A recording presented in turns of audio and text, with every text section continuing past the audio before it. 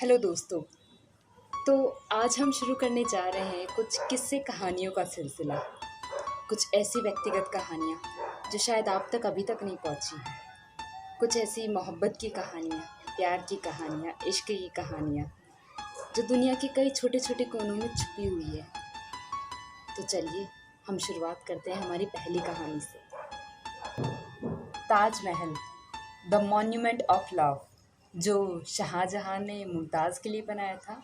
और आज हम उस ताजमहल की बात नहीं करने जा रहे हैं जो शाहजहां ने मुमताज़ के लिए बनाया था, पर फैजुल हसन कादिर, जो एक रिटायर्ड पोस्टमैन हैं, यूपी के एक छोटे से गांव केसर कालन से हैं। सन 1953 में उनका निकाह ताजा मुल्ली से हुआ था। फैजुल हसन कादरी अपनी बीवी से बेइंतहा मोहब्बत किया करते थे, और कहते हैं ना, जब हम किसी चीज़ को अपनी जान से भी ज़्यादा चाहते हैं तो हमें उसे खोने का डर होता है। कादरी जी को भी इसी चीज़ का डर था। 50 साल एक दूसरे के साथ बिताने के बाद जब उन्हें ये पता चला कि उनकी बेगम को कैंसर है तो उनके तो होश ही उड़ गए। दिल घबरा गया था। ऐसा लग रहा था जैसे उनके पैरों के नीचे से ज़मीन खिसक गई है। एक दिन कादरी और उनकी बेगम हमेशा की तरह चांद की रोशनी के नीचे बैठे थे। उनकी बेगम ने उनके कंधे पे सर रखा हुआ था और वो उनके हाथों को सहला रहे थे।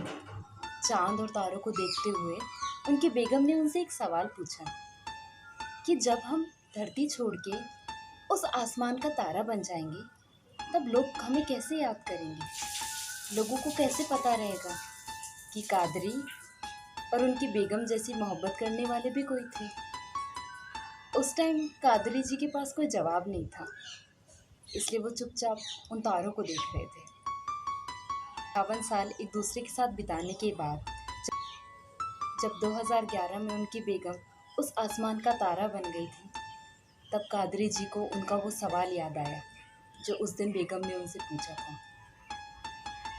क्या था? कहते हैं ना, इश्क में तो सब कुछ जायज़ है। कादरी जी इस सवाल का जवाब लिए बिना अपनी बेगम के पास नहीं जाना चाहते थे। शाहजहां ने अपनी बेगम के लिए ताजमहल बनवाया था, जिससे दुनिया आज भी उन्हें याद करते हैं। कादरी जी भी अपनी बेगम के लिए वैसा ही ताजमहल बनवाना चाहते थे। कहते हैं ना, आपका फितूर आपसे सब करवा सकता है।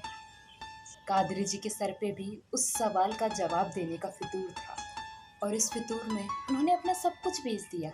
अपनी ज़िंदगी भर की कमाई, अपनी ज़मीन, अपनी बेगम के जेवर, सब कुछ।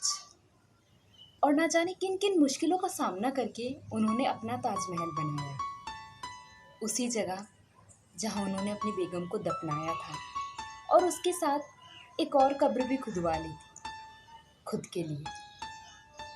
ये आखिरी इच्छा थी कि उनके मरने के बाद उनका शव उनकी बेगम के बगल में लेटा दिया जाए और वहीं दफना दिया जाए। ये मोहब्बत ही कुछ ऐसी थी। ताजमहल को बनवाने में उन्होंने अपना सब कुछ गंवा दिया। वो ताजमहल अभी भी अधूरा है। काफ़ी लोगों ने उनकी मदद करनी चाहिए, उनके दोस्तों ने, गांव के लोगों ने, यहाँ तक कि उत्तर प्रदेश के सीएम ने भी, पर कादरी जी को ये मंजूर ना था। ये ताजमहल उनकी बेगम के लिए था और वो चाहते थे कि वो इसे अपनी मेहनत से ही बनाए। उन्हें उम्मीद है इस बात की कि वो अपने प्यार की नींव मजबूत करके ही जाएंगे, ताकि लोग उनके प्यार को, उनकी मोहब्बत को याद रख सकें सालों तक। उनके लिए तो उनकी बेगम आज भी वही है, तभी तो वो ज़्यादातर टाइम अपना वहीं बिताते हैं जहाँ उनकी बेगम को दफनाया हुआ है, उसी ताजमहल में जो उन्होंने उनकी याद में बनाया है। कादरी जी हमारे लिए हमारे आज के शाहजहां हैं, जो हमें मोहब्बत की परिभाषा सिखा रहे हैं।